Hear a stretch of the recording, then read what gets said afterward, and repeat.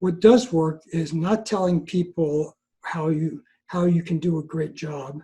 It's by actually doing a great job. So each and every contact you have with the client is your best marketing. So take some examples. You're contacted by a file review company, okay? And either you answer the phone or somebody in your office answers the phone, and they try to get in touch with you. They can't get in touch with you for 2 or 3 days, okay?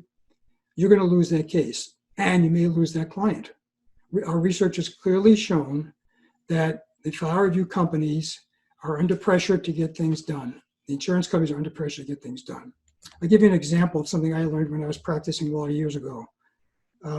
I used to do workers' compensation cases. And the biggest workers' compensation insurance company in the United States happened to be in Boston. I practiced on Cape Cod. So I would go up to Liberty Mutual Insurance Company, and I make an appointment to see an adjuster. And I did that one day, and I told them I'm bringing up a dozen files, and I want to discuss settlement of these cases. So I get there, and Liberty Mutual, at that time, the floor was so large, the building was so large, you couldn't see one end of the floor to the other. That's how many people were working there. Everybody was a little cubby hole with a little desk working away. So I asked the person at the desk, the receptionist, could you see if you can find Mr. Stevenson? I'd like to talk to him. They go, who? I go, Fran Stevenson. He works here for like 12 years. And after about 20 minutes, they finally located him because there were so many people running around there, they couldn't even figure out who he was. And eventually I went over to his little cubby hole. And what I saw was he had a pile of files. I had a pile of files. We're going to discuss each file. And above him was this big chart. And I looked at it and I couldn't figure out what it was.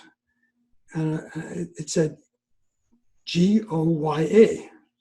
And underneath that, it had like 375 cases in 275 cases settled.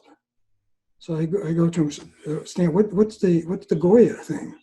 He goes, oh, that's your get off your ass chart.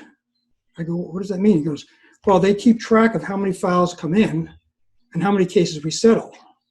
So I took this opportunity to point out to him, so let me ask you, I asked him a leading question, as lawyers sometimes do. I go, so what happens if you keep getting more cases in and you don't settle enough cases?